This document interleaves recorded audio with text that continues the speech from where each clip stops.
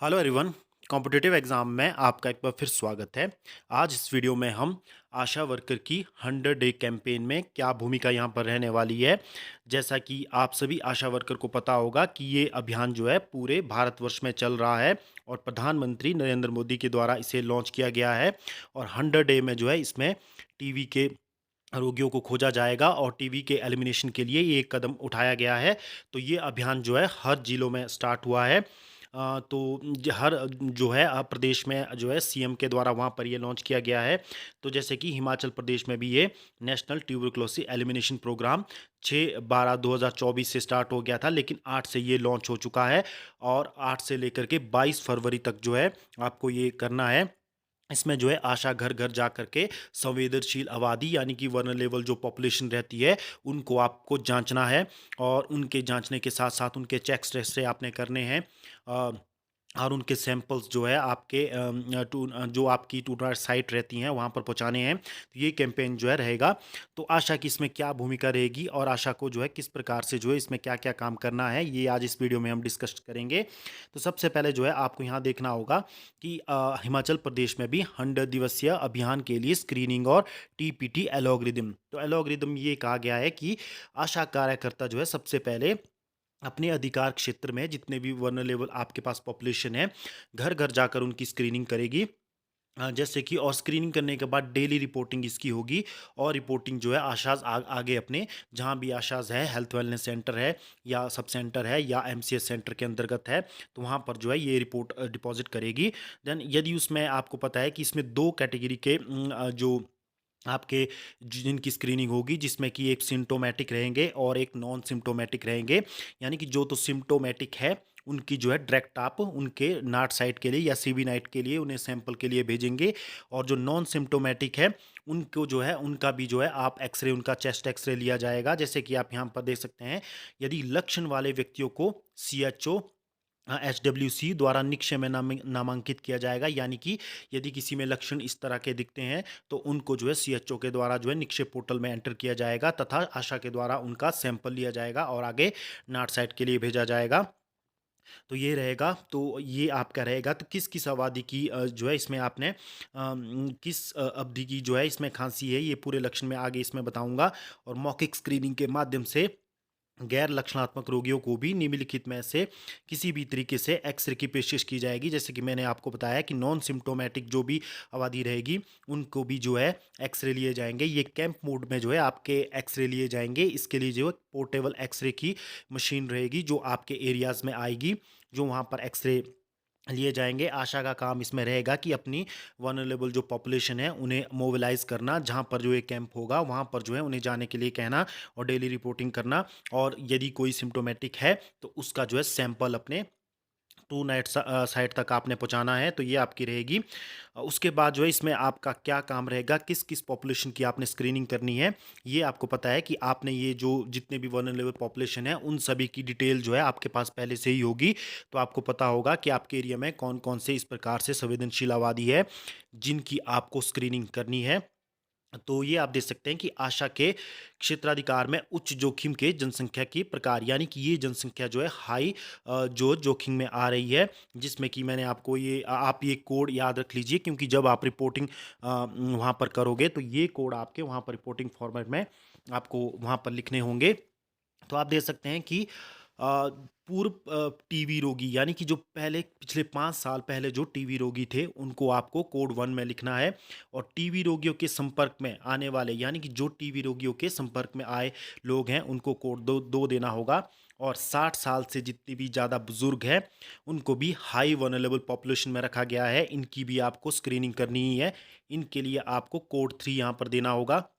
और कुपोषण, यानी कि माल रेशन, जितने भी अति दुबले पतले जो लोग रहते हैं जिनका बॉडी मास इंडेक्स 18.5 से कम है, तो उनको कोड 4 देना होगा।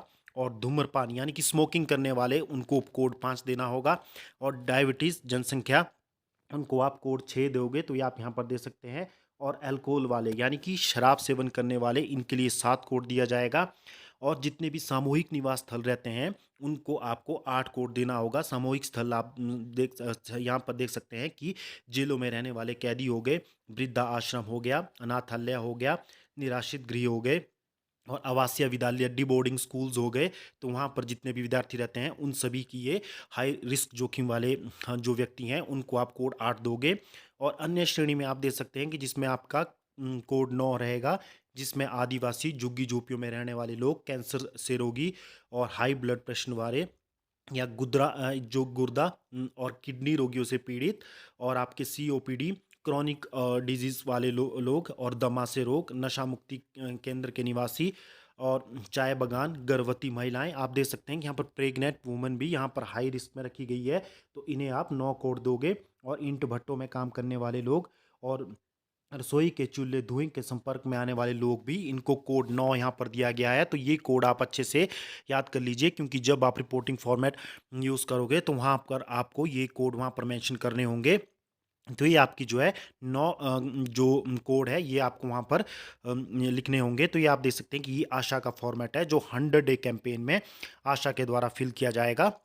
इसमें आप देख सकते हैं कि सबसे पहले तो आशा को यहाँ पर अपना ब्लॉक, पीएससी प्लान यूनिट कौन सा है, और उसके बाद नेम ऑफ सब सेंटर, उसके बाद आशा का विलेज एरिया कौन सा है, नेम ऑफ विलेज, और नेम एंड फ़ोन नंबर आशा, यानी कि यहाँ पर आप आशा अपना नेम और फ़ोन नंबर लिखेगी, और जिस के अंडर आप हो, जैसे कि आपके पास कौन से आपके पास हेल्थ वेलनेस सेंटर या किस पीएचसी के आप अंडर हो, तो आप यहाँ पर सीएचओ का नाम लिख सकते हो, फ़ोन नंबर लिख सकते हो।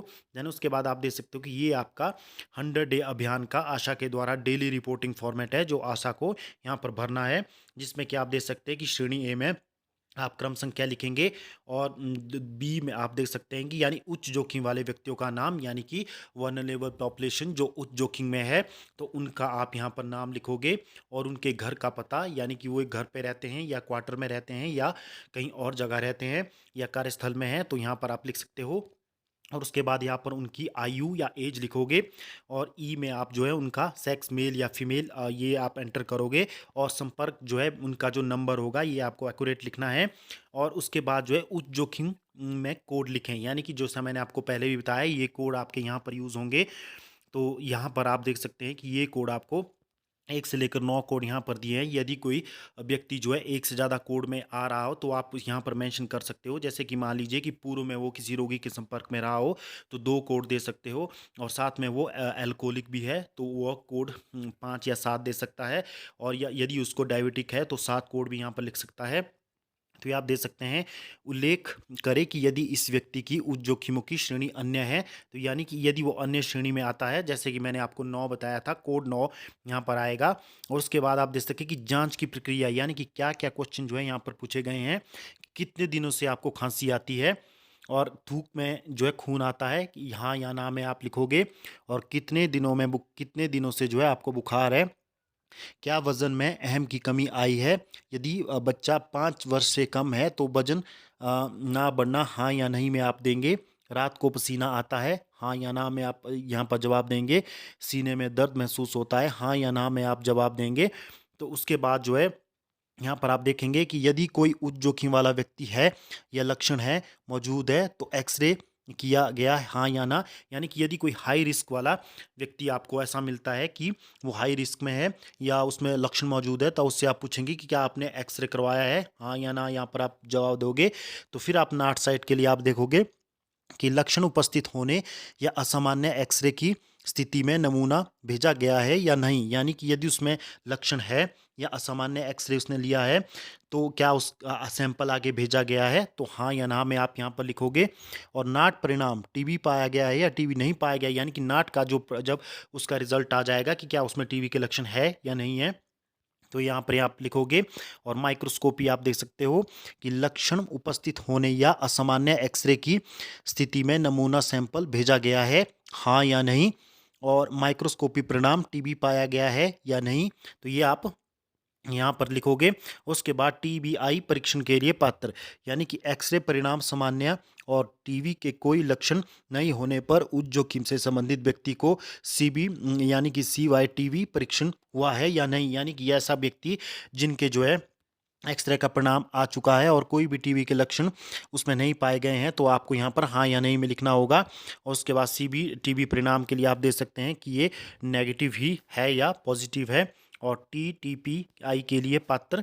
तो ये आप देख सकते हैं कि इस प्रकार का जो है ये फॉर्मेट आशा को जो है अपने डेली रिपोर्टिंग में यहाँ पर फॉर्म भरना है। तो ये आपका रहेगा टोटल जो है लगभग 100 डे तक वनरेबल पॉपुलेशन जितनी आपकी एरिया में है उतनी आपको कवर करनी है। और उसके बाद मैंने आपको बता दिया है कि सिम्टोमेटिक और नॉन सिम्टोमेटिक जो है यहाँ पर रहेंगे। सिम्टोमेटिक के लिए तो डायरेक्ट आपको उनके सैंपल के लिए टू नाइट या CV नाट के लिए भेजना है। फिर उसके बाद उनका चेस्ट एक्सरे होगा और नॉन सिम्टोमेटिक जितने भी लोग रहेंगे यानी कि उच्च जोखिम वाले, उनका एक्सरे तो आपको ज़रूर लेना ही है। तो ये आपका जो है इसमें 100 डे कैंपेन में रहेगा। तो ये मैंने आपको कुछ अंदाज़ा यहाँ पर दे दिया है कि आपको कौन कौन सी श्रेणियों को यहाँ पर जिनके फॉर्म भरने हैं क्या इसका एल्गोरिदम रहेगा। तो ये आप अच्छे से पढ़ सकते हो। ये मैं आपको टेलीग्राम चैनल पे भी फॉर्मेट प्रोवाइड करवा दूंगा जितने भी फॉर्मेट है। तो आप टेलीग्राम चैनल से जुड़ जाइए जिसका लिंक वीडियो के डिस्क्रिप्शन में आपको मिल जाएगा। तो इसी प्रकार की वीडियो हम आपके लिए यहाँ पर लाते रहते हैं, तो आप हमारे चैनल को सब्सक्राइब कर लीजिए। हम यहाँ पर आपके लिए इसी तरह इन्फॉर्मेटिव वीडियो आगे भी लाते रहेंगे। तो आज के लिए इतना ही, धन्यवाद।